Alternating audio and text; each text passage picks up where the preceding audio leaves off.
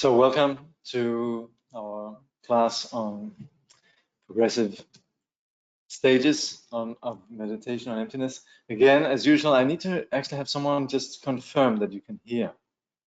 For some reason, the sound always, on Mondays is always strangely absent. Our sound is good. Thank you very much. Excellent. Okay. As always, please begin by generating the motivation of bodhicitta, the intention to apply this study in terms of clarifying the path, which we ultimately are basing on our motivation to establish all sentient beings at the level of liberation. So presently then, in our study, we are at the discussion on the what we call the Svatantrika Madhyamika. Now, like we looked at last time, the value of what we call the Madhyamika lies in the what we could call the ontological thrust, or the point that the Madhyamika makes, which is that anything that we subject to analysis, we won't be able to find any inherent existence. And this is, you could say, this is the big difference between what we maybe could refer to as modern science or Western science, and in general, actually Western philosophy, which now has gone sort of, which is part of, you know, the foundations for modern science, modern knowledge, and the sort of the modern ideas, which is not just nowadays confined to the West, but really is universal.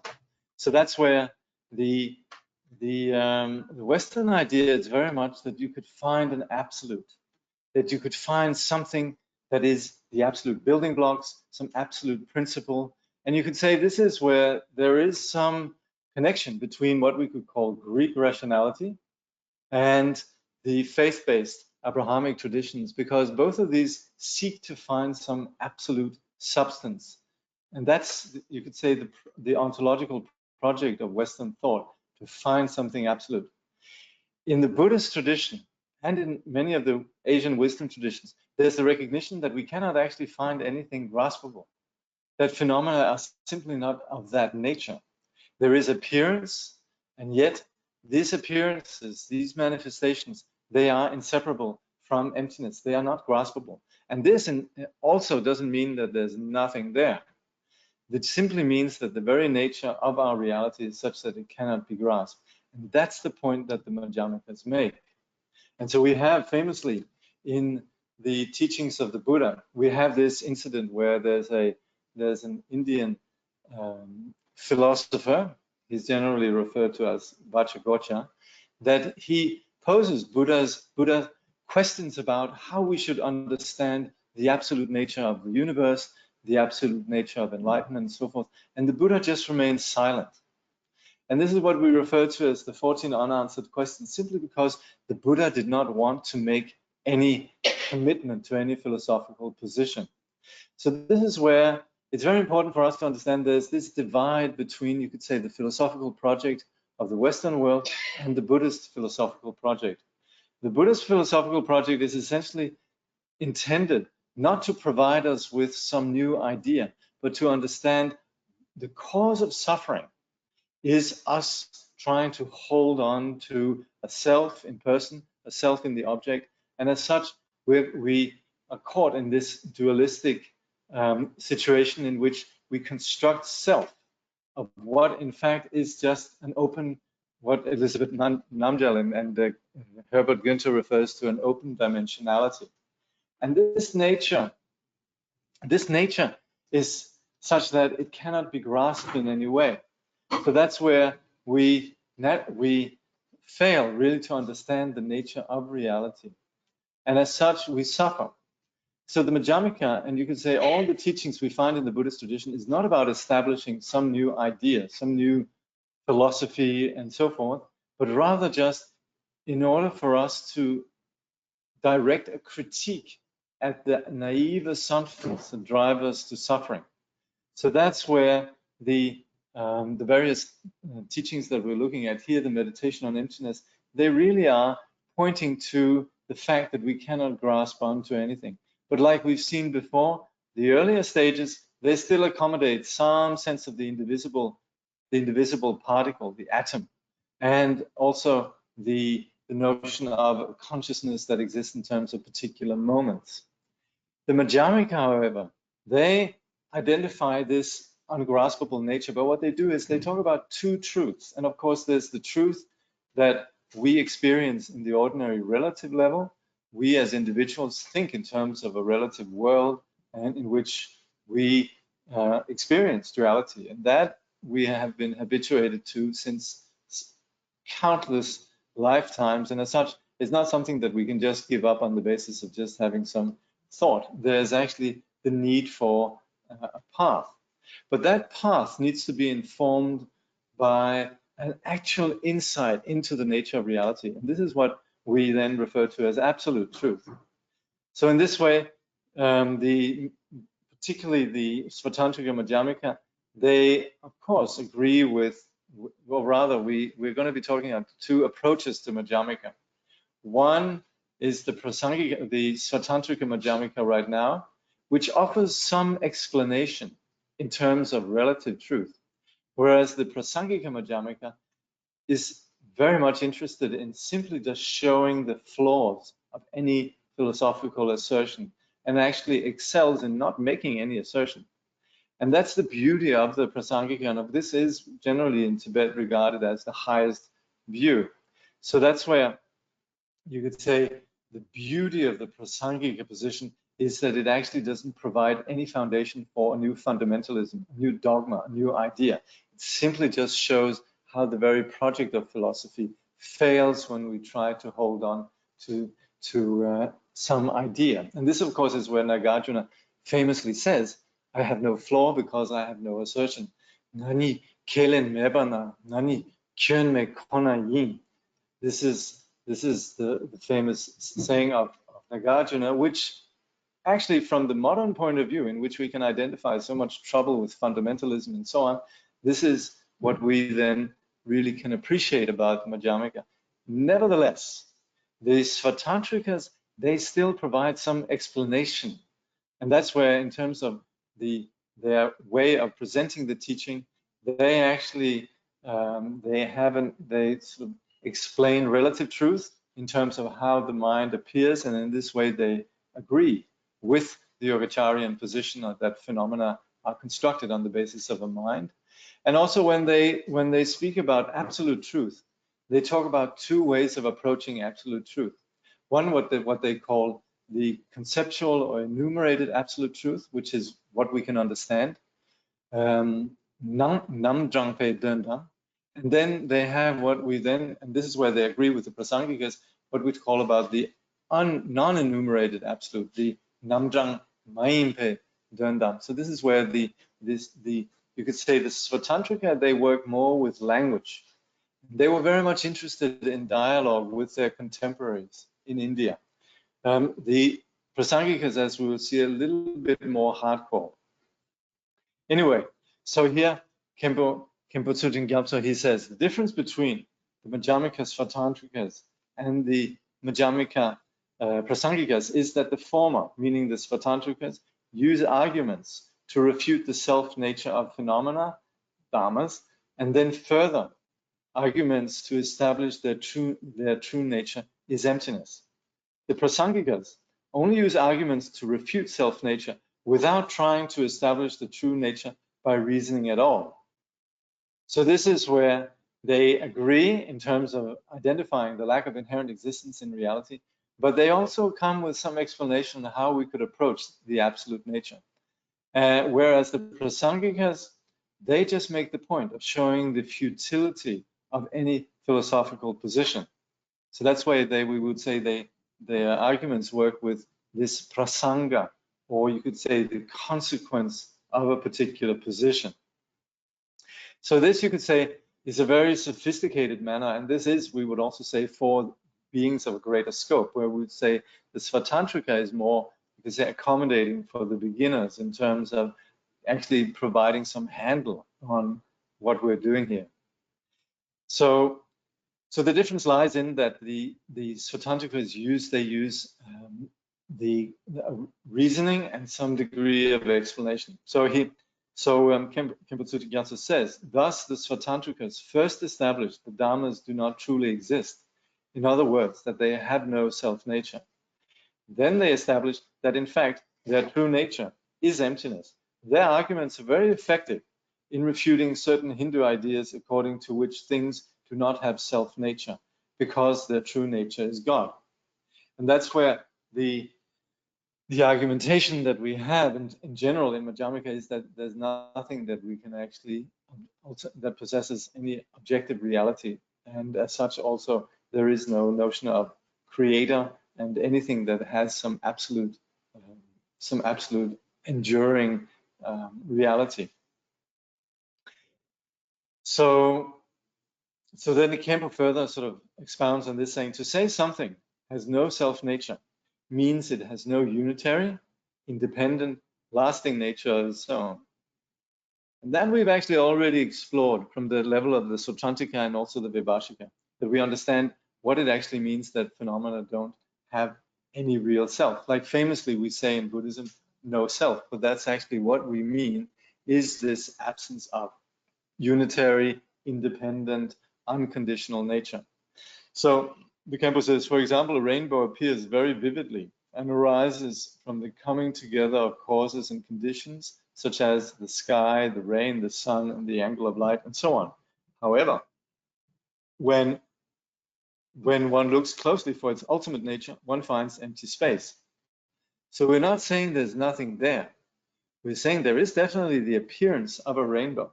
There is definitely all the phenomena that we see, but when we investigate, when we apply what is called absolute analysis, then we have this discovery that we cannot find anything except just various conditions that together create an appearance. So then we would say that, and this is basic really to all of the Mahayana, that nothing can withstand this absolute analysis. Everything is discovered to be essentially just conditions that together create an appearance. So when we investigate closely, then the point is we find space. It is as if it had disappeared under one's eyes, and yet it's still there, shining brightly in the sky. I mean, we needn't leave this as just a sort of philosophical proposition. We can go and try to, find the end of the rainbow. We can go hunting for this rainbow, especially where we live out here. We have a few, and that's always the sort of the comedy, that the rainbow is really just an appearance. Now, in the same way, scientists enter the scientist. Right on cue. In the same way, scientists study physical things like, for example, flowers. The first rough analysis breaks a flower up into parts, petals, stamens, etc. More refined analysis breaks it down into cells, molecules, then atoms, and subatomic particles. Finally, those subatomic particles themselves lose their identity and become simply movements in empty space. The ultimate nature of that movement remains mysterious and hardly what we could call physical. Yet the flower remains as vivid and obvious as ever. One has to accept, therefore, this is an important point, probably the most important point really in all of what we're doing, that there are two truths, the relative and the absolute. The relative is how things appear to the non-critical ordinary consciousness, and the absolute is the ultimate nature of a thing that is established through accurate and minute analysis by means of the rational mind. So that's where we understand that, of course, phenomena exist as they do, and we all share this experience of the table, the house, the person, etc. And that's what we experience when we don't analyze. But as soon as we apply this analytical muscle to say, what is it really? That's where we go into that's where we find that, in fact, there is nothing but a set of causes and conditions that provide a particular appearance. So this establishing on the basis of reasoning. On one hand, the understanding of emptiness, on the other hand, understanding the relative truth. This, of course, is something that is universal for all of Madhyamika. But we want to distinguish between the Prasangika approach, which really is just about not saying anything, just showing the futility of attempting to objectify in some absolute way anything, even if it is, you could say, the most sophisticated philosophy. And that's where in the Prasangika we have these refutations of various positions, like the Samkhya, the Charvaka, even the Yogacarya, and so forth. Whereas with the Svatantrikas, there is still the intention to establish some understanding that you could say accommodates the conceptual mind. So we can see that it is this, it is Madhyamika, and we would say that it asserts that the relative is merely concepts. Namtoki takpa tsam, whatever we experience, it's something that is, we also say, we say it's something dependently imputed. Tenshin takpa, it's something that is imputed on the basis of what appears in terms of various conditions. So we really just are talking about imputations or labels. So that's how we understand the relative. And the absolute is emptiness free from concepts. So now I'd like to introduce a gentleman that's not a stranger to many of us. He's a Frenchman, and you might have seen him before.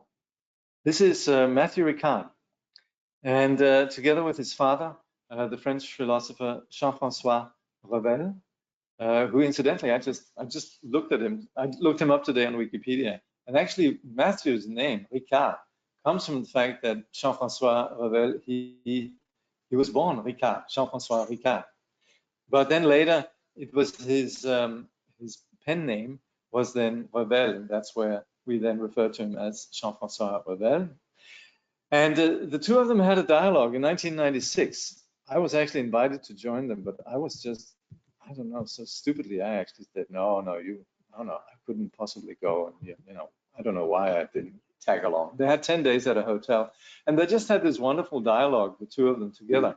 The thing is, Jean-François Revel is one of the really great minds in recent time in France. He was a member of the Académie Française, and he was also a great philosopher, wrote some very important books, and was generally known for a very cosmopolitan outlook. Brilliant writer, and so forth. And a very then respected thinker, philosopher. And Matthew, he was initially sort of a prodigy, really, within what's it called, microbiology, and worked at the Institute Pasteur, and was this really sort of bright kid on the horizon within his field. Worked with a Nobel Prize winner and so forth. And then became a student of Kyabje Kangyo Rinpoche and also Dilgo Khyentse Rinpoche, and became a monk, and has in many years, as probably many of you know, been sort of an important person in the dialogue between Western science and Buddhist science. So I just want to go over a little section. I thought, oh, there's a few things in their book, which is called The Monk and the Philosopher, a sort of a discussion between father and son. That would be helpful. And of course, as I looked at it, there was more and more. I thought, oh, this is useful. Now this is useful. Must have that. So yeah, I'm going to be reading a sort of a longer passage here from. It's not too long though, but I think it'll be interesting, of course, for us because Jean-François Revel he brings up. Essentially, it's a debate, and he basically takes the position of the Western philosopher, and Matthew takes the Buddhist position. So Jean-François here, he asks, are there, according to Buddhism, two levels of reality, a level of phenomena, and behind that, a real substrate of some kind, even if it's not made up of material atoms and can be reduced to energy? So then Mathieu, he says, when Buddhism speaks of emptiness of phenomena, it says that phenomena appear, but don't reflect in any way the existence of fixed entities. Modern physics tells us that an electron, for example, can be seen either as a particle or as a wave, two notions that common sense tells us are completely incompatible. This harks back to the double slit, doesn't it? Yeah. Some interference phenomena caused by electrons can only be explained by supposing that an electron passes through two different holes at the same instant. According to Buddhism, atoms can't be considered fixed entities, existing according to one single determined mode. So how could the macroscopic manifest world, which is supposed to be composed of such particles, have any fixed reality? All this helps to destroy our notion of solid appearances. It's in that sense that Buddhism affirms that the ultimate nature of phenomena is emptiness, and that emptiness carries within it an infinite potential of manifestation. So then Jean-François says, who formulated these premonitory hypotheses about the nature and its insubstantiality of matter? You know, who came up with this? So Matthew replies, the Buddha. And they were then compiled and commented in several treatises by two of the greatest Buddhist philosophers, Nagarjuna around the 2nd century AD and Chandrakirti in the 8th century. Here's how the atom is analyzed. Take an ordinary gross phenomenon like a table. If you separate its constituent parts, it is already no longer a table. You have legs, the tabletop, and so on. If you then reduce them all to sawdust, then these constituent parts in turn lose their identity. So you have the sawdust and they say, is that the table? Anyway, is there anything there? If you now examine one grain of sawdust, you will find molecules and then atoms. The concept of atoms had already been formulated in the East by the times of Democritus. So Jean-François says it's true that the notion of the atom makes its appearance in the philosophy of Democritus and that of Epicurus, but they never demonstrated it scientifically any more than the theories of ancient physics. These were purely theoretical views. Now this, by the way, is interesting because we talk about this as if there was a need for an empirical evidence, but actually the logic itself stands. So we could say I don't know, this is an interesting issue. No? It's tricky because you have Archimedes who used a lot of logic and he misled science for about 2,000 years. Okay, so there is a need for, you could say, an empirical, tangible proof. Okay. But this is about Archimedes, right? But it's just the idea that you can have a very sound logic. Yeah. It's compelling to the mind, it's elegant, it's beautiful. We believe it's persuasive, but then you actually say, well, what is the actual nature of the physical universe with experimentation? It doesn't actually comply with this theory, and then you reject the theory. Okay, so yeah, the comment here is that, for example, Archimedes, he would come up with some very, you'd say, feasible logic, but then, you know, in experimentation, it proved that these didn't hold, right? But you have these propositions all the way down. For example, the idea of the what do we call anthropocentric universe as the center of the, and that would have been based on some degree of logic, right? Yeah, Christian thinking. Christian thinking, right? That man is a manifestation. But Archimedes was more mathematical? More logical. More logical. There was some. Okay, all right. Okay, so there isn't, so Jean-François' point is valid, that we need empirical evidence. Well, good, there's good, someone taking the side of Jean-François here, that's very important. Okay, so then Matthew says, in terms of the Greek term for atom, it means uncuttable, yeah? So then Jean-François says, exactly, the ultimate nucleus that can no longer be cut into two. That we have to agree with, that sort of, there's a dulchen chame. So Buddhism uses the same word. It speaks of particles that have no parts, which can't be subdivided. These are therefore supposed to be the ultimate constituents of matter, all right? Yeah. I mean, the logic here, in my opinion, actually is pretty straightforward, because if you say something is uncuttable, it wouldn't necessarily imply that it could never be divided, which it can. At least, and even though you could say you can't, you could say experientially do that, even though there's all sorts of attempts and so forth, then the point that they're still divided in terms of having sides and standing in relation still remains. Yeah, I mean, the atom itself is comprised of subatomic particles, so you can split it up into lots of. So you can split it up, yeah. Can, for sure. Well, yeah, and that will be also substantiated a bit later. Okay, so anyway, the point is that now take one of these particles considered as an autonomous entity. How could it combine with other particles to constitute matter? If these particles touch each other, the left-hand side of one particle, for example, would touch the right-hand side of another. So there's a joining, there's a relationship. But if they have left and right-hand sides, they can be divided and thus lose their characteristics of being indivisible. Does that hold? Well, let's see, that's not the nature of these particles actually aren't contacting each other. There's a lot of vast empty space. They're sort of in proximity, but they're not in contact. But they stand in relation.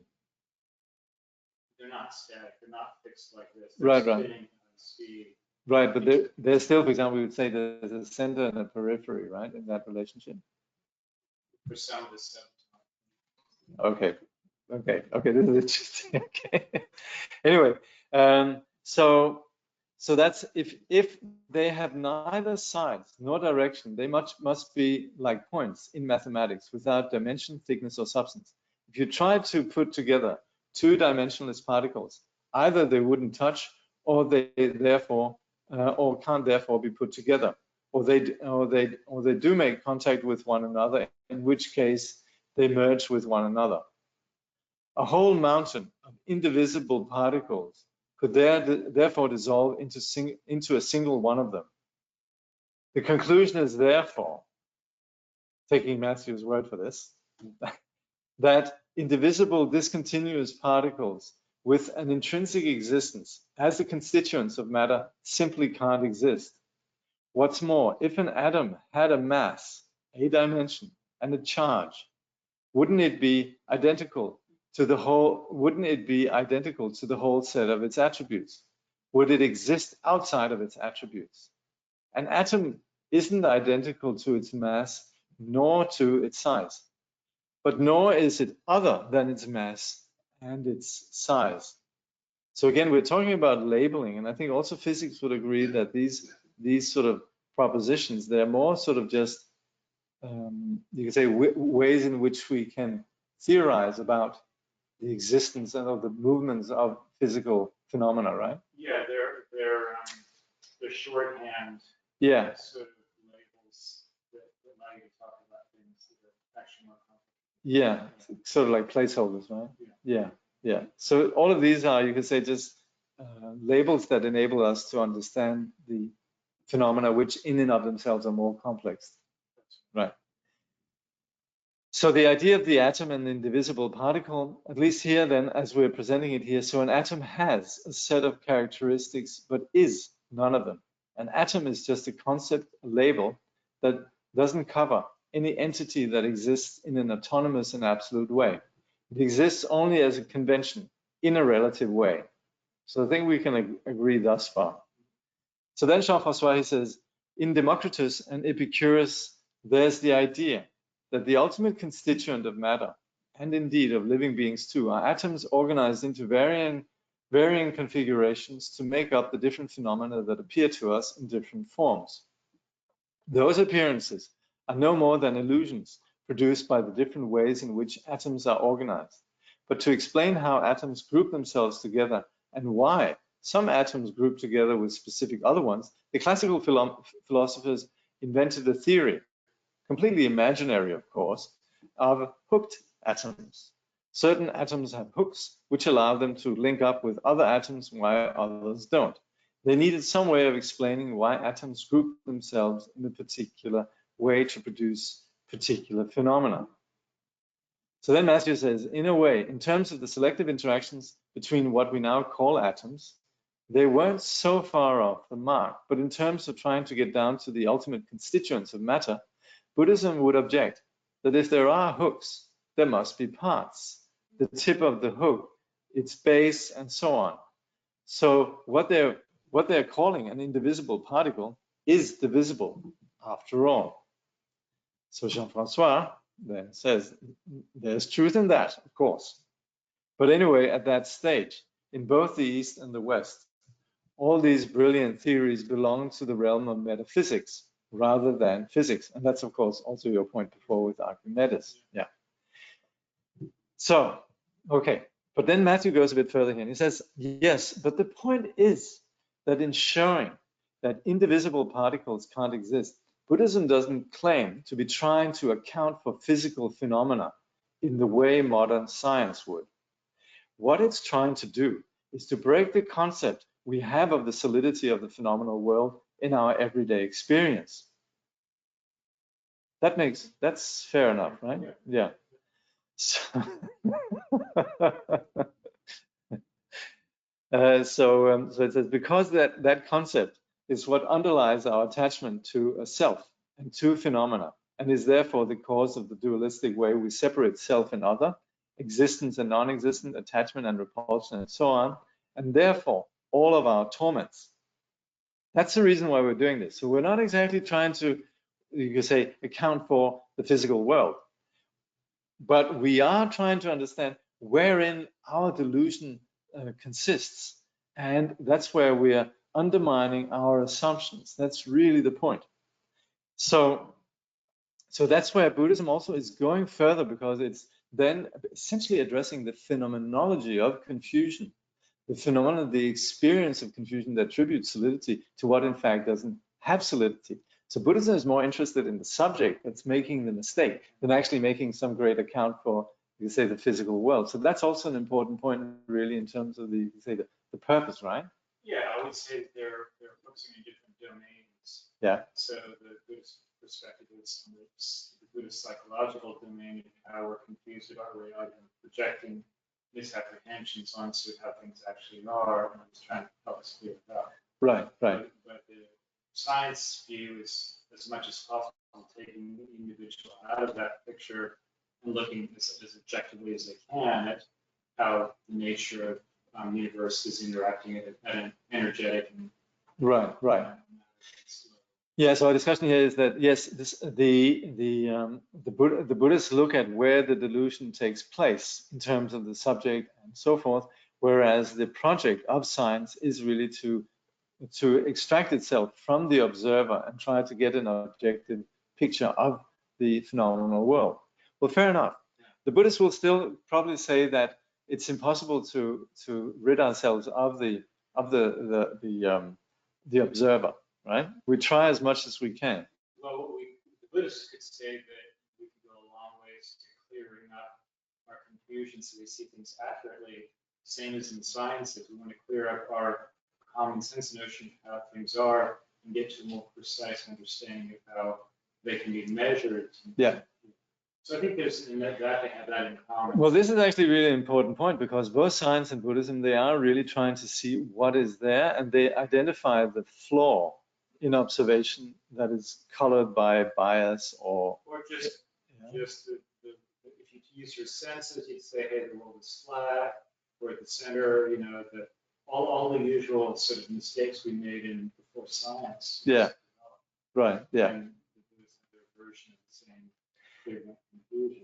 Right. Yeah, and that's essentially what we distinguish between relative truth and absolute truth, where you could say we accommodate the general everyday perception as being what we experience. But of course, then both science and Buddhism want to go deeper into understanding what is actually there, right? Yeah.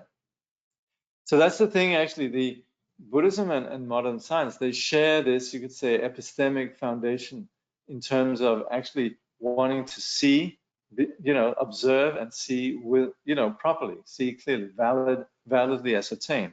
And that's where they both actually use, on one hand, the direct observation, and they also use inference. To a large part also, if I'm not wrong, a lot of the subatomic theories is based on inference rather than direct observation. Is that true? Well, I mean, it's basically you measure what you can measure, and then you develop mathematical theories that sort of can explain the behavior of what happens when you collide these particles together. So there's a point where you're using mathematical theory on the basis, yeah, that's where you measure. So the comment is we measure as much as we can, but then where we can't, then we can establish, you could say, a foundation for further theorizing on the basis of mathematics. And the cool thing is those theories will make predictions that then can be tested. Yes, so they make predictions, hypotheses that then are, verified, tested. Yeah, yeah. Okay. Well, it's all along pretty much the same lines, really. I would say both Buddhism and science. That's where there's so much room for dialogue here. There's still a dimension, really, in which you could say Buddhism then identifies everything that we perceive in terms of being a phenomenology, in terms of ultimately being constructed. And actually, also the fact that the project really is the suffering that comes in the individual mind that attributes solidity. So even though a scientist might theoretically know something about reality, he still has attachment and aversion, right? I mean, that's where the science doesn't help the individual studying the science. Yeah, yeah. They can be tormented by their own confusion. Yeah, yeah, yeah. We agree on that. Yes, yeah. All right. Well, anyway, back to Mathieu and Jean-François Revel. So that's where, in any case, Matthew then says, Buddhism is here quite close intellectually to certain viewpoints in contemporary physics, and its contribution ought to be included in the history of ideas. One of the great physicists of our time, Henry Margenau, wrote, toward the end of the 19th century, the view arose that all interactions involved material objects. This is no longer held to be true. We know that there are fields which are wholly non-material. Heisenberg said, atoms are not things, and Bertrand Russell said, the idea that there is a little hard lump there, which is an electron, is an illegitimate intrusion of common sense notion derived from touch. Matter is a convenient formula for describing what happens where it isn't. So that's actually a direct, you could say, assertion that we are deluded in our assumptions about something solid. Sir James Jeans, in his Reed lectures, went as far as saying the universe begins to look more like a great thought than like a great machine. Okay? Anyway, I'm just pushing Matthew's book. It's called The Monk and the Philosopher. You can find it in any well-equipped bookstore. So anyway, that's what we're doing here in terms of just understanding what we really are doing with the analysis. So with what we call absolute analysis, we identify that, like a bit like what James Jeans was saying, that there really is nothing but just the ideas. And whether or not we agree on that, whether or not we agree whether phenomena, both you say samsaric and nirvanic phenomena, are phenomenology, and there actually is no solid basis for it. The bottom line is that certainly in the Buddhist perspective, we're identifying the cause of suffering that lies within the individual, that attributes solidity to, in fact, what Bertrand Russell was just saying, something that doesn't have that solidity. And that's the point. Of course, both of the Yogacarya and also Madhyamika will say that there's nothing that can withstand absolute analysis. But so they go a bit further. But either way, the issue really here is that we're applying rational investigation, and the purpose of doing it in the Buddhist context is really to free us from this ordinary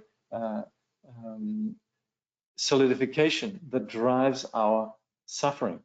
So at the end of the day, this is not about philosophy. This is not to make our heads spin, but it's to go down and really be honest about where it is we make a mistake.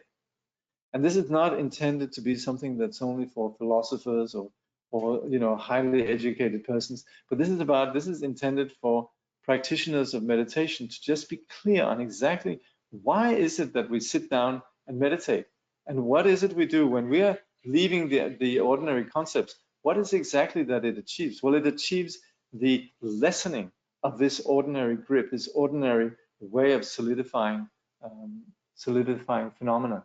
So that's where the theory here really, you can say, underscores the value of what we're doing in terms of the practice and the path. Yeah, the point is that it has to have an experiential payoff. That if you practice according to that conceptual orientation, then you end up with the freedom and liberation from the confinement that happens from the confusion. Right. So like that beautiful story about the monkey waking up in the house, being trapped in the structure, yeah, and applying its panic, looking out through the 5 windows of the senses. The more energy it puts into trying to break free of the house, the more solid the house becomes. Right. The more it relaxes out of the striving to get free, the more the house disappears. Yeah. So the fact is that there's a remedy of just relaxing out of the striving and then the freedom manifests directly. So yeah, yeah.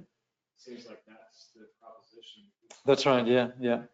This is actually, this is taken from a chapter in Cutting Through called The Development of Ego, that actually describes how the ego then is like a monkey that struggles with its phenomena, and the more it struggles with the phenomena, the more it's solidified. So what we're proposing here is actually to, in understanding that at that time the monkey isn't seeing clearly. So with the lessening of the struggle, as we're doing then in the practice of meditation, then also there's the vipassana that begins to see clearly. That's no longer, you could say, tainted by the solidification of like attachment and aversion. So it says here, in ancient classical Greek, atom means uncuttable, indivisible, and in the modern Greek, it defines the person, the individual. Okay, that's interesting. I mean, when we refer to atom in a Buddhist context, we're always making this point that it is then that literally means the same as what the Tibetans refer to as dulchen chame. Dulchen then means a very subtle particle, and chame means that it cannot be divided any further. So that's where the Tibetan term and the Greek term is actually holds the complete same meaning, which is very interesting. And then it's very kind. Someone says, "Dear, some parts of what the scientist in the room says is inaudible in Berlin. In future, it would be nice to have another microphone in the room, or have the person come closer to you. Thank you." Yeah, we might have to do a sort of a conversation. Yeah. You know what I'd really like, Peter, one day is actually how neuroscience constructs qualia, constructs perception. Because what, of course, is a key role in all Buddhist epistemology is that we're looking at phenomena that are in fact just what we're talking about today, and yet we construct, qualia. We construct labels, phenomena, perceptions that actually have nothing to do with the field itself, right? So we should have a discussion one day, because of course what we would say in the Buddhist teaching is this is constructed by the alaya vijnana and by the vasanas, the habitual patterns. According to our particular karma, we would project onto the world. And in the science perspective, that would be that basically evolution selects for survival, built-in sense of striving to survive. And so a lot of the behavior is selected by natural selection in order to pass on genes and propagate the species. Okay, so then, I know you're not hearing the scientist here, so I'm trying to reproduce what he says, but he's saying essentially what neuroscience would say is on the basis of natural selection, then the brain would construct particular perceptions on the basis of its need for survival, right?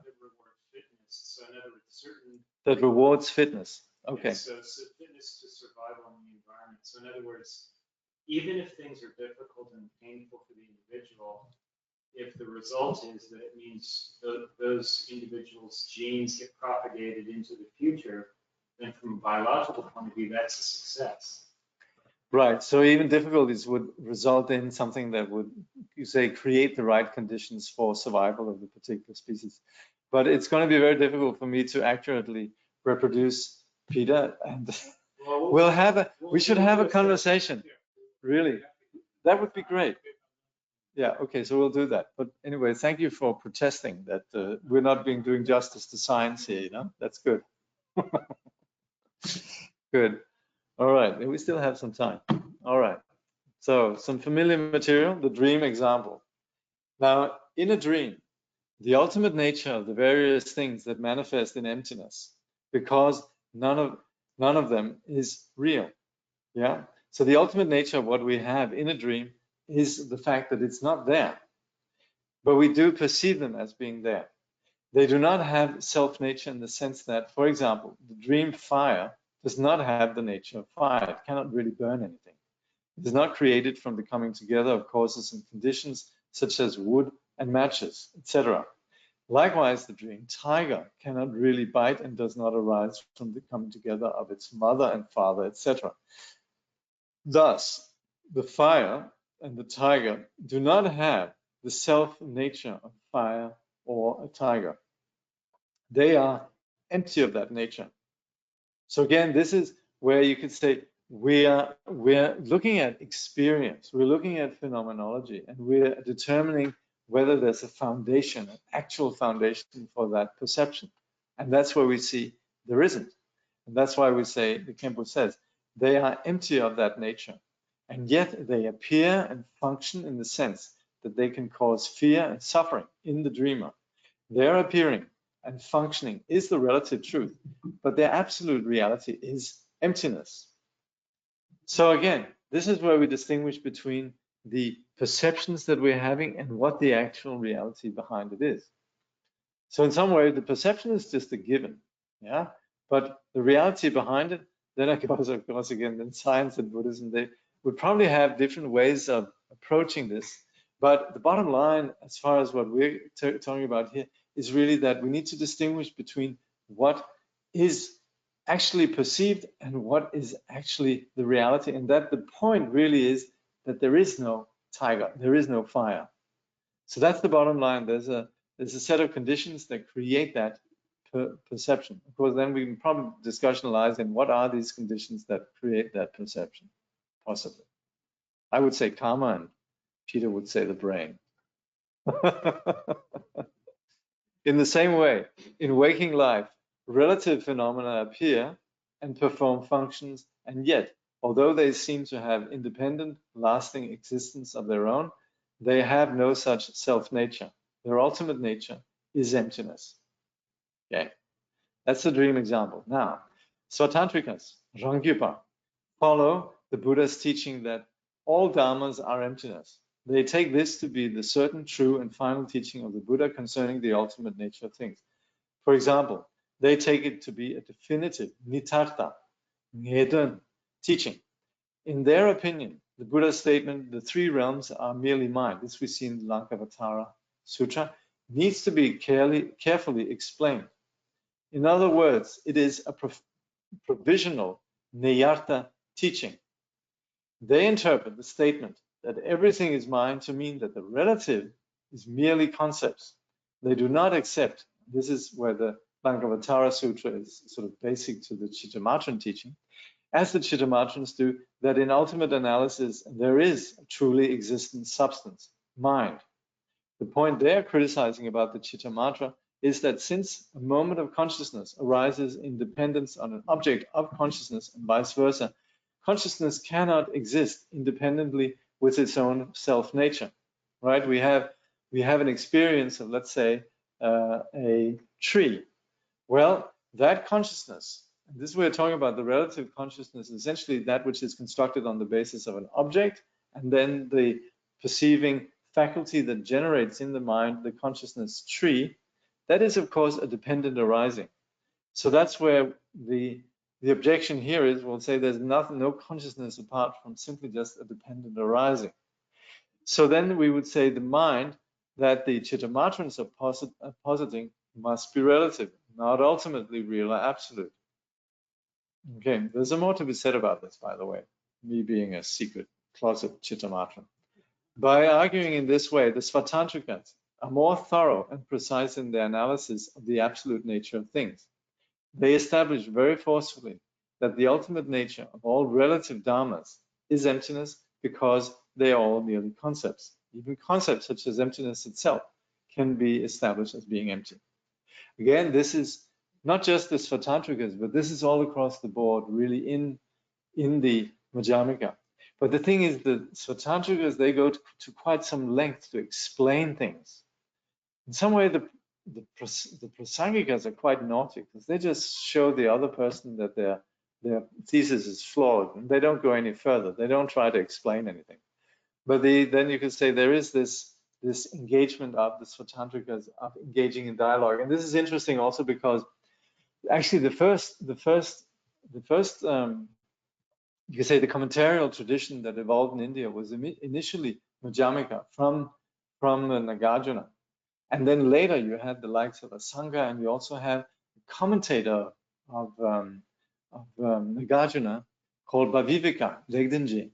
And Legdenji, Bhavivika was interested in, you could say, dialogue. This was very prominent in India, that you wanted dialogue with the people around you.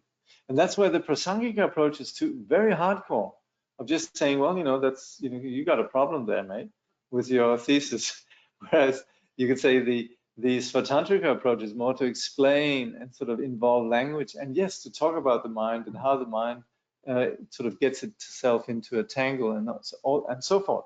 So that's where there's a lot of, you say, there's a logic in talking about this mind, but it's very few Yogacharyans that actually asserted an absolute mind. And it's also, you could say, implicit in Bhavivika's that he was a Madhyamika, and yet he was using language in terms of speaking about relative truth. So this is where you say the Svatantrika is a little bit more easy to approach. Okay, let's see if there's any. Or they're more sort of, you could say, there's more pedagogy in that. Yes. So actually, this is an interesting point, because actually what we call Svatantrika, Rangyuba, and Teljoba, Prasangika, these were actually Tibetan terms. They were Tibetan terms that then were labeled onto existing Indian philosophers. So it's really, you could say, in retroactive label that was given to Indian philosophers. They themselves didn't refer to themselves as Svatantrikas or Prasangikas. It was the Tibetans that later, distinguishing their philosophy, then labeled them as Svatantrika and Prasangika. So these are terms that came about later. Which view can be said that Nagarjuna held? Somebody's asking. Well, all of these. Nagarjuna is the father of Madhyamika, and we also have to understand, it's not like Nagarjuna, he invented this. He was really just building on the Buddha's own teaching. So, for example, I started off mentioning the 14 unanswered questions, which was really the Buddha's way of making sure that we were not trying to take his teaching and turn it into a dogma. And that's really where Nagarjuna then built on that. But the beauty of the Indian tradition was that they were in dialogue with their contemporaries. So they didn't just retreat to their monasteries and say, you're all wrong and we're doing our thing. There was the beauty of the Indian, you could say, multicultural situation, which is very similar to ours, is that there was discussion and dialogue going on. And that's where Nagarjuna then he wrote in order to clarify the Buddha's point. So that's where we have everything that we refer to as Madhyamika, attributing this to Nagarjuna, but then again, it's not as if Nagarjuna invented it, it really comes from the Buddha. Okay, then there's a question here. I would like to ask you, please, when you have questions of this, write them in earlier, because now again, it's 5 minutes to 6, and I end up having to sort of rush through the last questions. Somebody last week was saying, we need more time for the questions. But anyway, we'll go over time if need be, of course. So, yes, Buddhism says karma, science says prior survival. For example, some tropical fishes have eyes that have more types of colors, receptors than we do. Science would say that this is because the ancestry of that fish, at some time, survival depended upon it recognizing extra gradations of color than we humans ever did. This is quite different to the concept of karma, though it's some characteristics in common.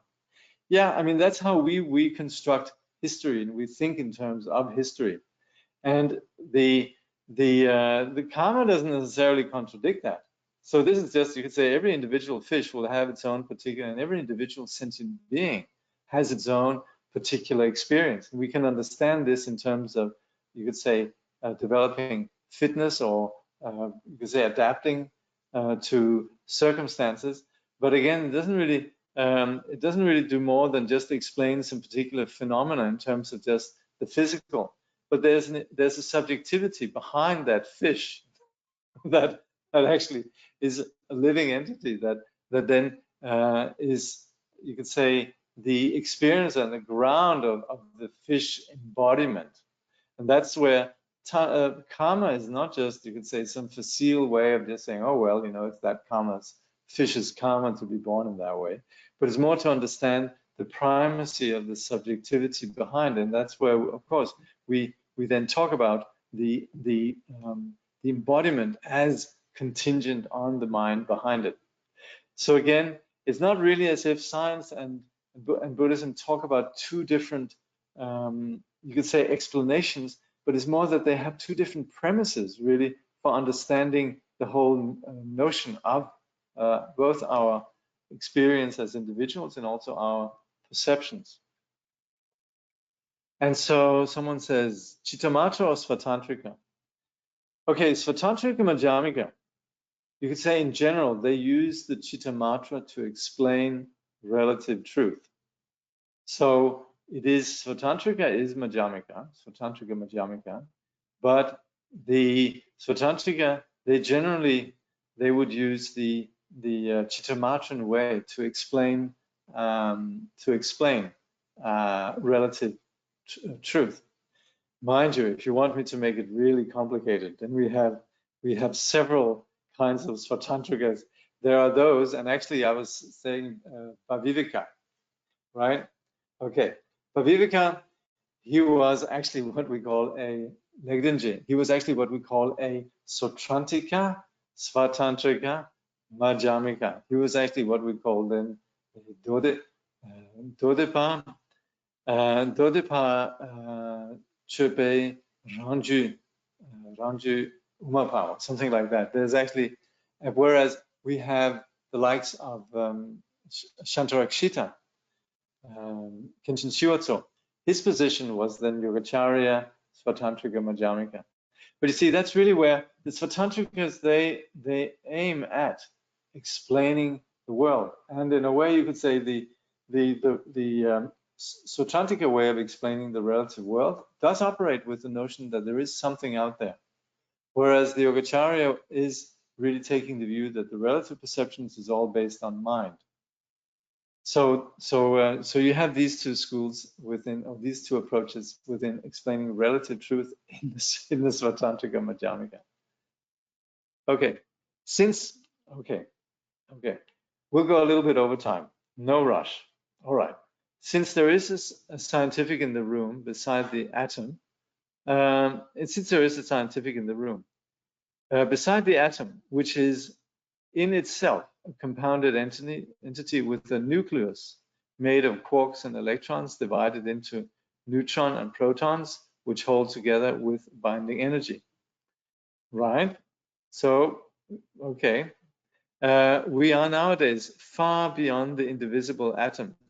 Remember the atomic bomb. So we are left with the binding energy, just energy. But question, does this energy exist just by itself? So there's a scientist in the room. What say ye? Yeah, that's the general thinking, is that basically you had energy that pre-existed all matter. So when you had the first event of the vast expansion where things then coalesce in particles, that initial event was comprised entirely of energy. And so then, since then, everything either interconverts between pure energy in various forms or matter, and sometimes it's put back. Okay. So yeah, you could say that it exists. This is where we need another microphone. But essentially, the scientist here, Peter, is agreeing that everything is energy. And then Peter goes on to elaborate a bit on that, and that's where we probably need to have Peter in on. We have to have a conversation here one day. Yeah. But yes. So then there's someone here saying, Francesco Varela's work at the intersection of cognitive science on cognition, color vision, and the phenomenology of perception, perception, being, and Buddhist practice can provide some useful and accessible perspective here, perhaps. Yeah, so that's where we have Varela's work, as I think it's called the embodied mind. And also, I would say, on the basis of Francesco Varela, all the dialogue we have between His Holiness the Dalai Lama and also various scientists, although those within the cognitive and neurosciences, such as Richard Davidson and Wolfgang Singer and others, there's a whole, you could say, field really that's evolving in terms of this dialogue. So, of course, what we have here is more just the classical refutations of any kind of substance. And that's really the main point. And the refutation, again, is not about, you could say, making an assessment about the physical world, but just identifying where suffering comes from. But of course, it is valid that the phenomena that we objectify and project solidity onto don't possess that solidity. But of course, there's varying degrees, and the discussion we're having here is really relative, because what we generally then, even we would be Buddhists and sort of card-carrying Buddhists and all of that, we might still say there is some solid world out there, and that's where this is accommodated in the Buddhist view of what we call the Sotrantika, the Dodepa. But they still would say, yes, that's true, but there is some physical matter out there. There's something out there. There's also consciousness. Where the Madhyamikas, they would go and say, the very nature of reality is such that there's nothing that could be ultimately asserted having any autonomous existence whatsoever. So this, of course, is a big discussion. So please don't shoot me. I'm just the piano player, and you know, I'm the conduit for this discussion. But it is, I would say, those of you who really are, you could say, poised towards this discussion, there is a lot of resources, and there's a lot of really brilliant people. And of course, thank you for pointing to Francesco Varela. We also have Mathieu Ricard, and there's many others who right now in that field are developing, you could say, very clear understanding of the relationship between the two, you could say, disciplines as we have it in modern physics, neuroscience, and so on. Also, we have Francesco Varela's, you could say, one of his heirs is Evan Thompson, and he, together with Jay Garfield and others, have worked on some really interesting work on epistemology. We also have in France Michel Bitbol, and in general, I think the whole field of Buddhism nowadays is very aware of the need for a conversation around these things. So I think for the Buddhists, it's more really a question of finding the language, because I think the Buddhists very often get misunderstood. And also it's important really for the Buddhists themselves to be aware of the existing positions and how the positions of Western science, they are, you could say, substantiated. So this is all very much, you could say, in process, but extremely valuable really in terms of what we're doing here. All right, leave it at that for today. Thank you for your participation. We'll dedicate the merit.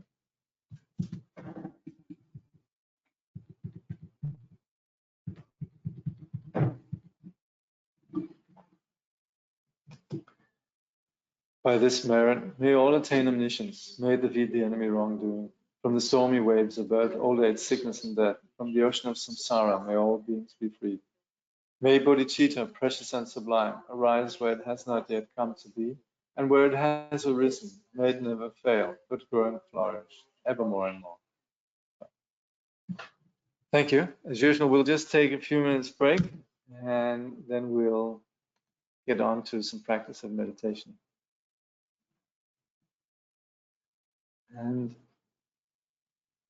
thank you. And invisible, thank you, Jakob, and invisible scientist. We're going to have to bring you up here one day.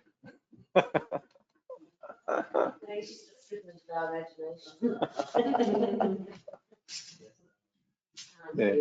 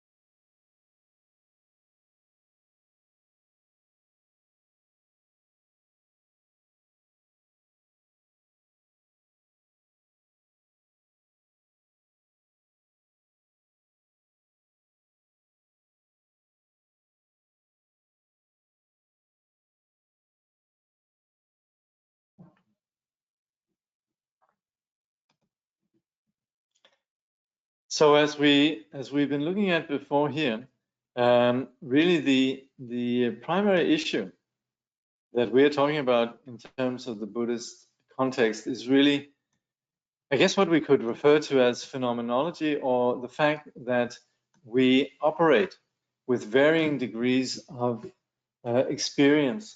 Some experience which bring about suffering, and the experience that is free from suffering. And the main issue really, as far as suffering goes, is then what we're trying to establish right now is actually that we attribute solidity to what doesn't have solidity. So we're attributing solidity to the self, and we're also attributing solidity to the phenomenal world. And that's where the Buddha insists that we are not going to get over this issue of our suffering by retreating into some spiritual realm, that all of a sudden we're going to go into an alternative realm, we're going to go into something deep and different and all of that and wonderful.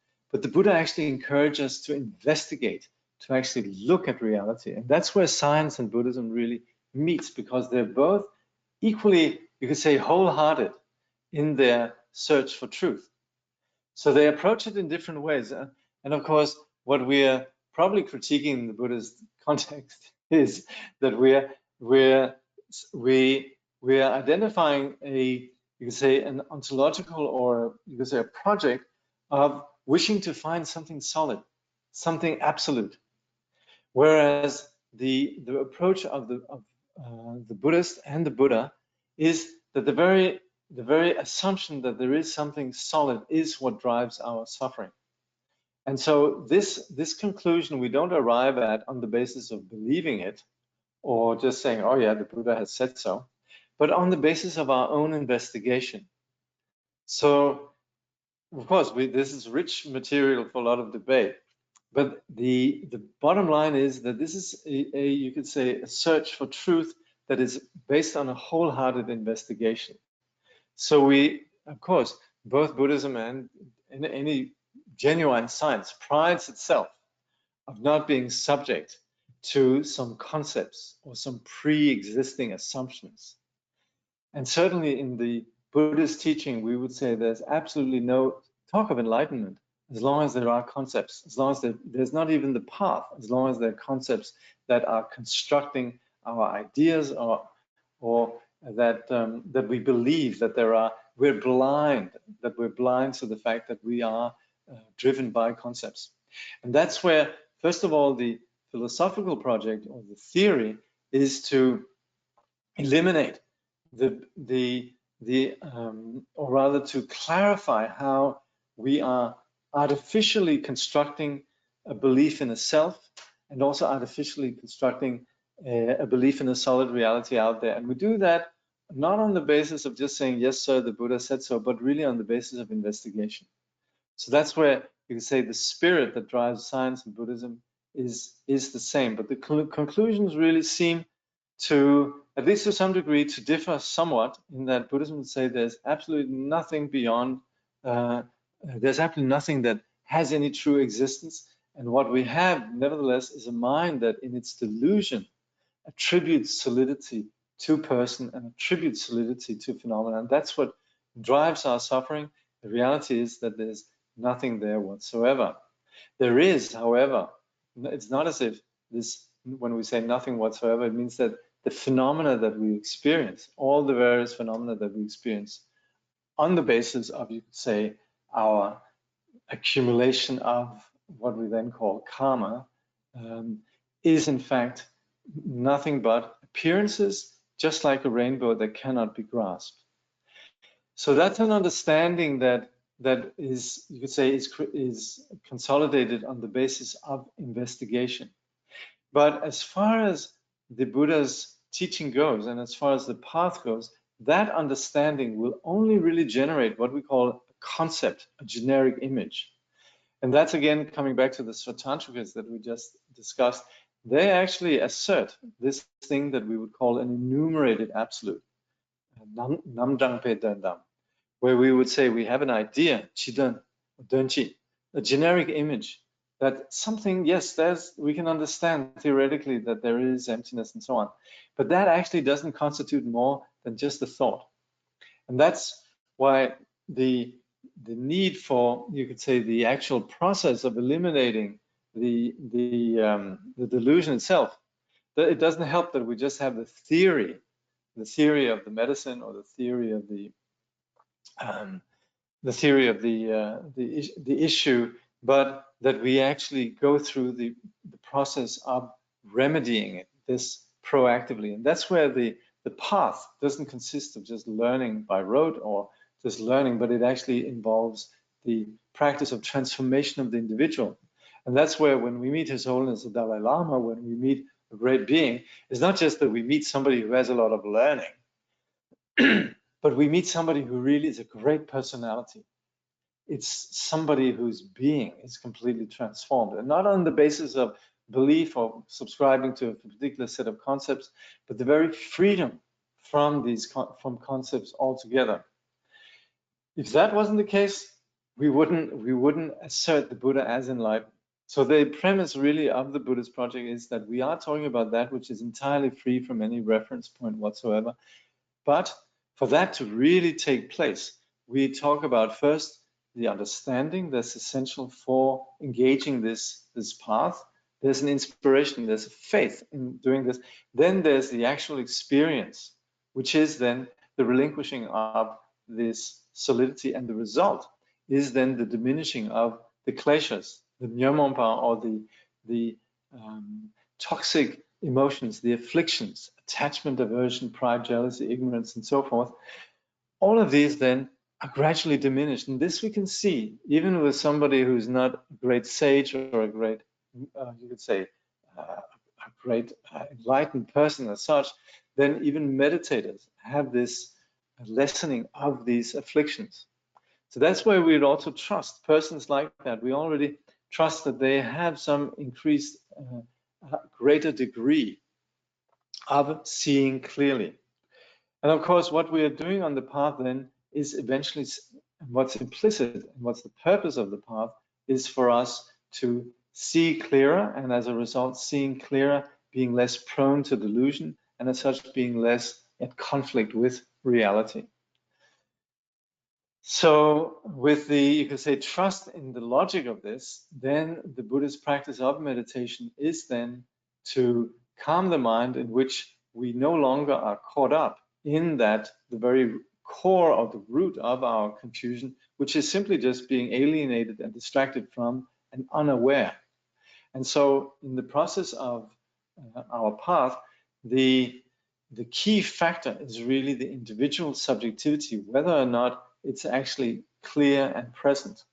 And as much as we could have all the theory in the right place, if there isn't this actual quality of complete engagement with the subject, the mind, the consciousness, the individual first-person subjectivity, then everything that we're talking about, the path, has really no relevance. The alpha and omega, the beginning and end of this, really is us relating and transforming this individual subjectivity. So that's where, for us to be in touch with that, to even have a place to begin, then we need the practice of shamatha. And that's where we then provide a context in terms of structure, which is sitting, and providing physical calm is the first aspect really of meditation. And then also providing psychological calm. And that's where we practice mindfulness.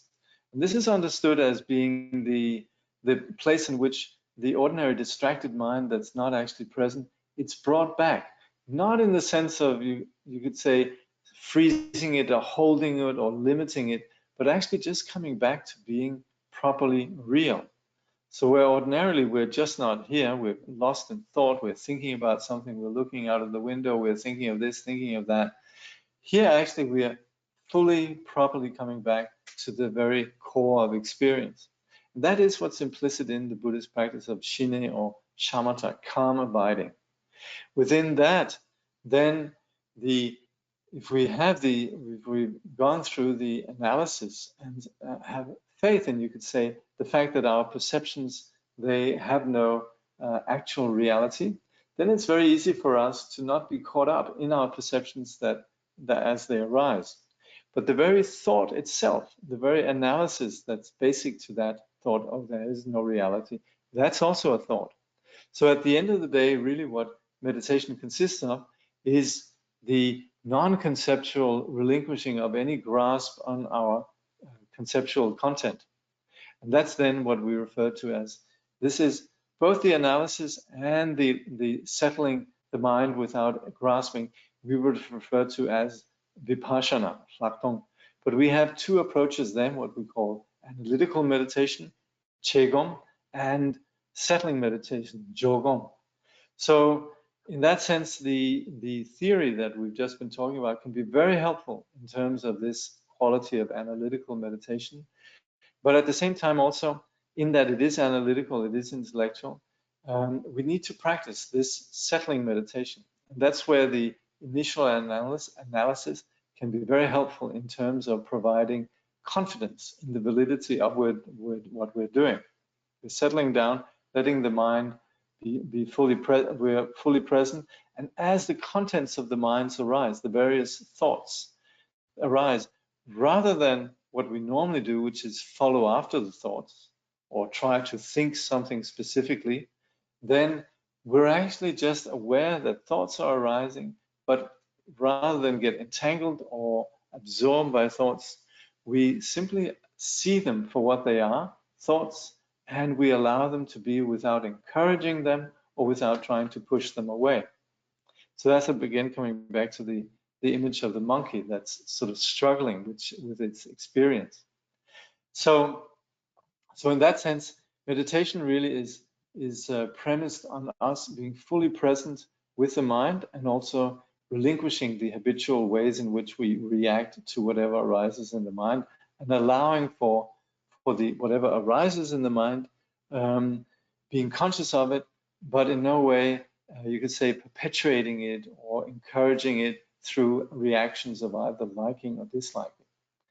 So this is how we approach meditation. So there's the, you could say, physical framework that we practice in terms of sitting. Then there's the way in which we provide mental calm, which is through mindfulness, and the way that we actually ground the mind, so it's not wandering, because the mind will inevitably wander, thinking of this, thinking of that, is that we come back to something that's entirely non-conceptual, which is then an object of meditation, an object of mindfulness. So in the various traditions, we do this in various ways, and particularly in the Tibetan tradition, we would do this very much on focusing on deity, focusing on the Buddha, and so forth, on the basis of visualization. In some traditions, we would focus on a flower, we would focus on a stone, or and so forth. Here, and sort of universally, really, for a lot of the various Buddhist traditions nowadays, is simply just to focus on the breath. When we do the practice here, we actually begin with invoking the image of the Buddha, and the presence of the Buddha, and this we do with a lot of devotion. The main point there really is more the devotional aspect that enables us to relinquish our ordinary fascination with our thinking and appreciate the presence of this awake quality. But in terms of the actual meditation, then when we're meditating, we simply allow our mind to be, you could say, come back to being present rather than being lost in the absorption of distraction. We do that through reference to the breath. So as we meditate, we just come back to awareness of the breath. Then, as we do that, then we actually are present. We have something that we come back to. It's not something about thinking something or imagining something, something very real and non-conceptual. But at that time, then, the thoughts that arise, we are aware of them. We know now I'm thinking about, wonder what's for dinner, or this conversation that I have, or I'm worried about, what's coming, or I'm resenting what happened, or I'm really happy about what happened, and I'm really hoping this might happen, and so forth. All the various thoughts that inevitably arise, we are aware of them, but we don't necessarily kowtow to them or cater to them. We're simply aware that they arise, and through just coming back to the breath, then we have that reference point without necessarily getting entangled in the various thoughts that arise. So in this way, the various thoughts that arise, we simply just view them as thoughts, as thinking. We have no particular, you could say, reaction to thoughts in one way or another. We're simply just seeing them for what they are, thoughts. So in terms of, like I was saying before, then the way that we approach this is on the basis of the visualization, first taking refuge, developing bodhicitta, and then the four immeasurables. We visualize the presence of the Buddha. And when we're visualizing the Buddha, and the way that we approach the Buddha in terms of devotion and with the 7-branch prayer and so on, is one in which the ordinary cause of suffering, which is very much our self-centering, gives way for a deep appreciation for the Buddha. And this appreciation for the Buddha comes on the basis of our understanding of what the Buddha represents, devotion, and so forth. But at the end of the day, the image of the Buddha and the presence of the experience of devotion is not something that is outside. This is entirely the mind, that the mind can appreciate the Buddha, that we can appreciate the qualities of the Buddha. It comes from something that lies beyond just, you could say, the pure mechanics. This, of course, is also something that we could have some interesting discussion about, what enables us to appreciate the Buddha. Of course, we could probably line it up with some degree of survival or particular project and so on. But in general, we would say that this comes from us also having that innate disposition of awakening that corresponds to what the Buddha, to the Buddha's qualities. So in that way, we, at the end of the practice, we dissolve the reference of the Buddha as external, and then we settle into meditation.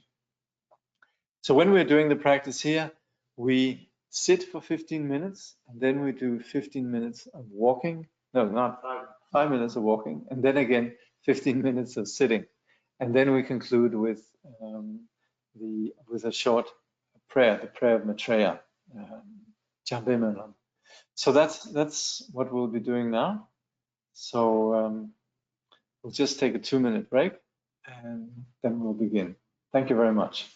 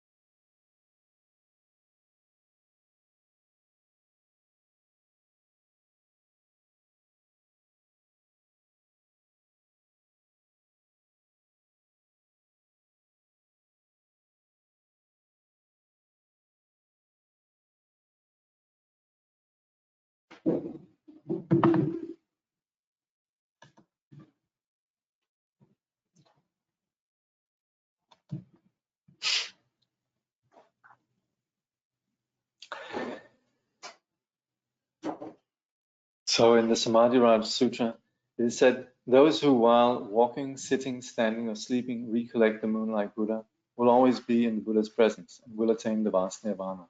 And his pure body is the color of gold, beautiful is the protector of the world.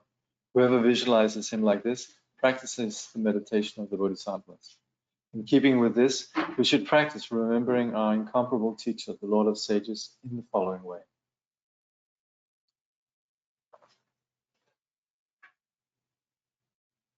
In the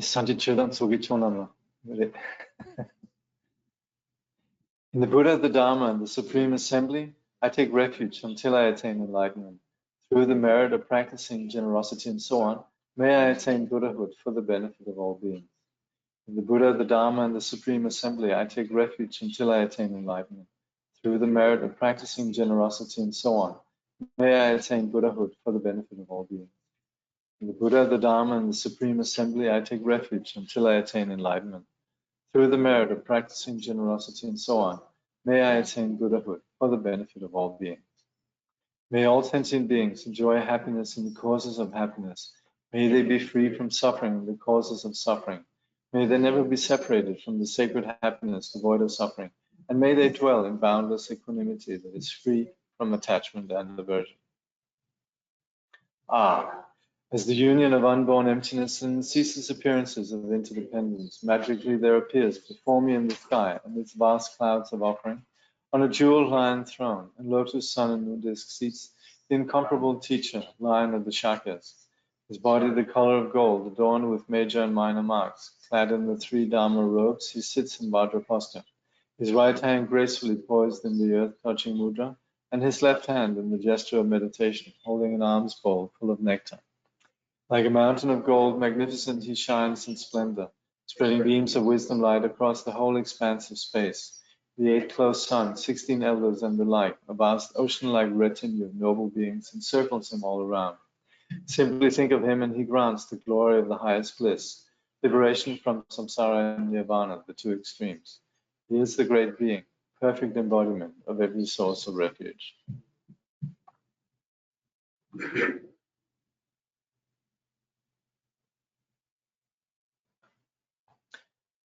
With your great compassion, you embraced this turbulent and degenerate world and made 500 mighty aspirations. You are as exalted as the white lotus. Whoever hears your name shall never return to samsara. Most compassionate teacher, to you I pay homage. All my own and others' virtues, of body, speech, and mind, together with all our possessions, visualized like Samantabhadra's offering clouds, I offer to you. All the harmful actions and transgressions I have committed throughout beginningless time, each and every one I now confess with intense and heartfelt regret. In all virtuous actions of the noble ones and ordinary beings, accumulated throughout the past, present, and future, I rejoice. Turn the wheel of the profound and vast Dharma teachings ceaselessly and in every direction, I pray. Your wisdom body is like space and remains changeless throughout past, present, and future. Yet in the perception of those to be guided, you go through the display of birth and death. Even so, let your form body continue always to appear. Through all the virtues I have accumulated in the past, am accumulating now, and will accumulate in the future, for the sake of benefiting all beings who are as infinite as space. May you, the sovereign of Dharma, be forever pleased, and may all attain the state of the victorious one, the Lord of Dharma. Living beings like us, adrift in this degenerate age, have no guidance nor protection. Because of your kindness, caring for us with surpassing compassion, every manifestation in this world now of the 3 jewels is your enlightened activity. You are then our only refuge, incomparable, supreme. So from our hearts we pray with total confidence and faith, do not neglect the great promises you made in times gone by, but hold us until we attain enlightenment with your compassion. Supreme Teacher, Bhagavan, Tathagata, Arhat, complete and perfect Buddha, glorious conqueror, Shakyamuni Buddha, to you I pay homage, to you I make offerings, and you I take refuge. Supreme Teacher, Bhagavan, Tathagata, Arhat, complete and perfect Buddha, glorious conqueror, Shakyamuni Buddha, to you I pay homage, to you I make offerings, and you I take refuge. Supreme Teacher, Bhagavan, Tathagata, Arhat, complete and perfect Buddha, glorious conqueror, Shakyamuni Buddha, to you I pay homage, to you I make offerings, in you I take refuge. Te yatao muni muni mahamunaya soha. Te yatao muni muni mahamunaya soha. Te yatao muni muni mahamunaya soha. Jayato muni muni mahamunaya soha. Jayato muni muni mahamunaya soha. Jayato muni muni mahamunaya soha. Jayato muni muni mahamunaya soha. Om muni muni mahamunaya soha. Om muni muni mahamunaya soha. Om muni muni mahamunaya soha. Om muni muni mahamunaya soha.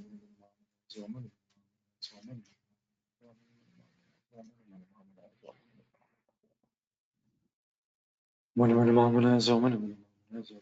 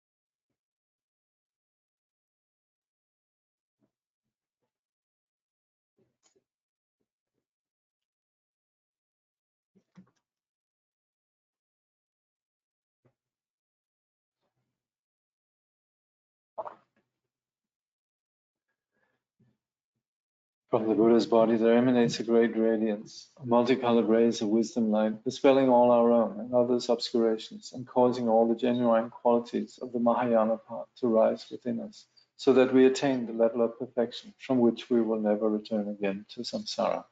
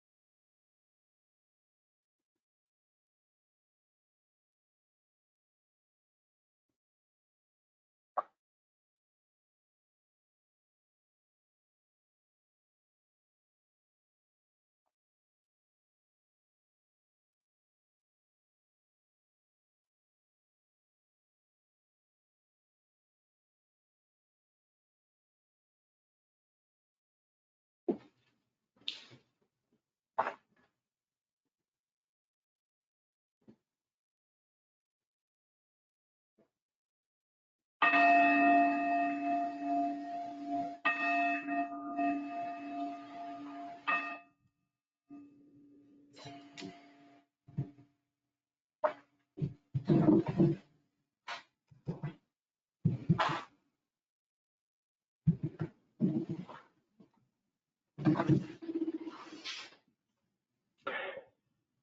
miraculous display of the unsurpassable wisdom appears as the intention, deeds, prayers, knowledge, love, and ability of all the Sugatas and their children.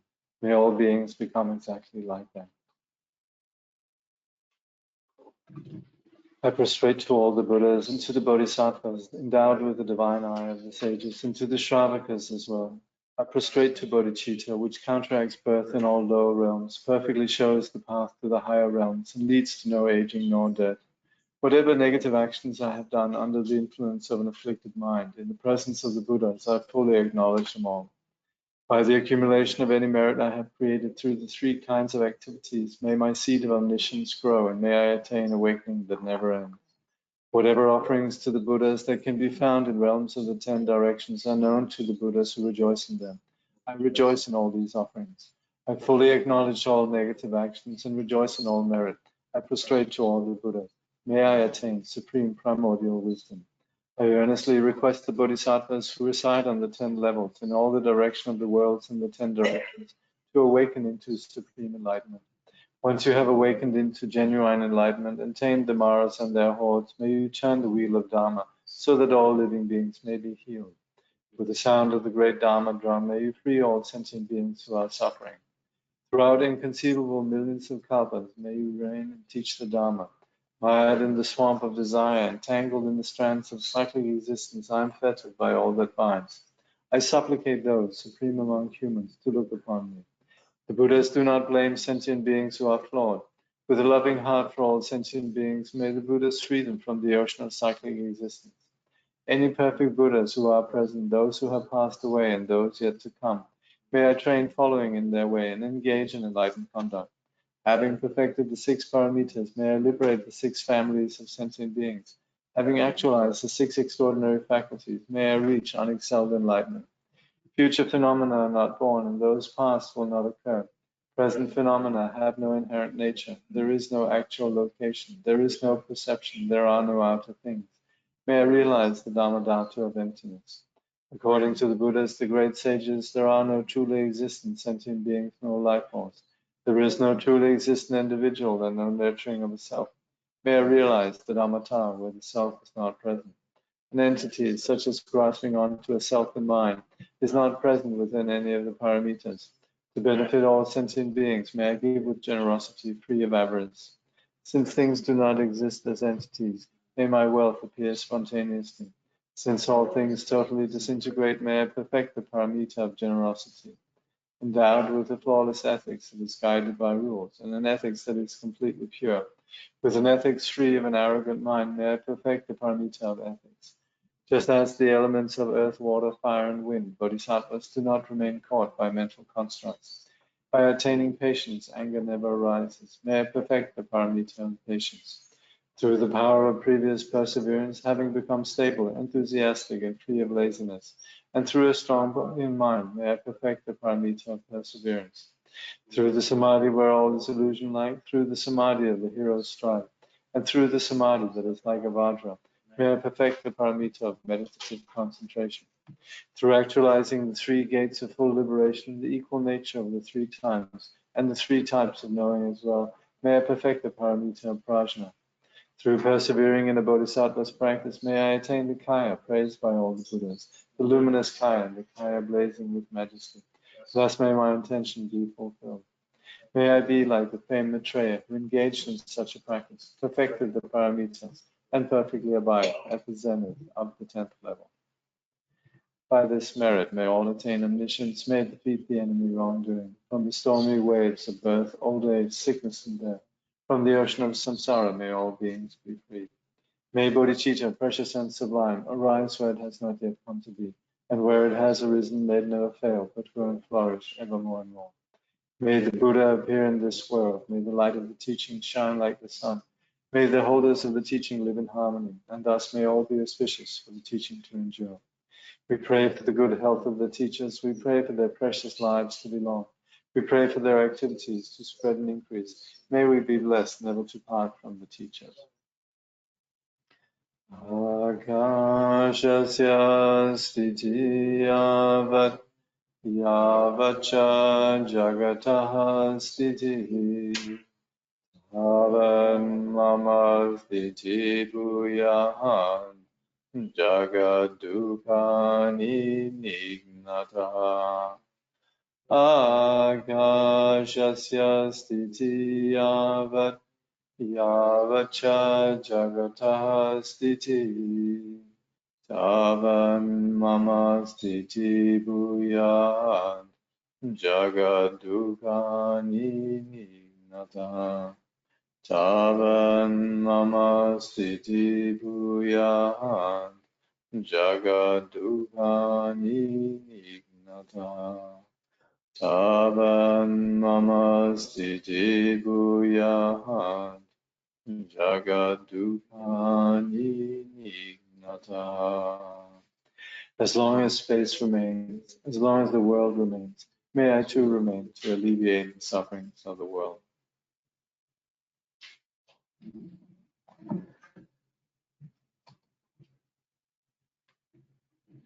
So, thank you very much for joining us here. We shall see you again next week, or maybe even before. Thank you.